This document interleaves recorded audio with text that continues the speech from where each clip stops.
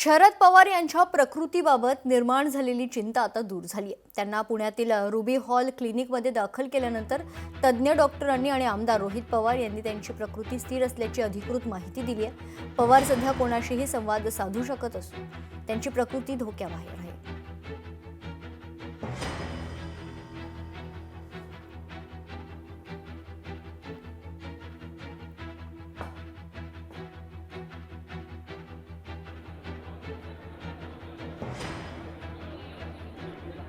गेल्या 12-13 दिवसामध्ये physical stress म्हणजे तुम्ही बघितलं असेल, पवार साहेब स्वतः बऱ्याच ठिकाणी जात होते, लोकांना भेटत होते, त्याच्यामुळे थोडासा स्ट्रेस आलाय आणि आपण ज्याला कंजेशन म्हणतो म्हणजे कफ हा थोडासा काही प्रमाणात तिथं झालेला आहे।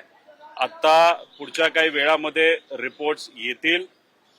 माझ्या अंदाजाने इथंच 1-2 दिवस ठेवलं जाईल आणि गाडीलीच त्यांच्या प्रायव्हेट गाडीली मुंबईला साहेबांना त्या ठिकाणी नेलं जाईल। त्यामुळे कृपा करून इतर पेशंटच्या हितासाठी इथं कुणीही गर्दी करू नये। पवार साहेबांना कोणालाही त्या ठिकाणी भेटता येणार नाही। पवार साहेबांना बघतो आहे, थोडंसं फिजिकल एक्झर्शन झाल्यामुळे छातीत कफ झालेला आहे, म्हणजे छातीत थोडंसं कंजेशन आहे आणि आम्ही योग्य त्या तपासण्या पाठवलेल्या आहेत आणि ट्रीटमेंट चालू आहे।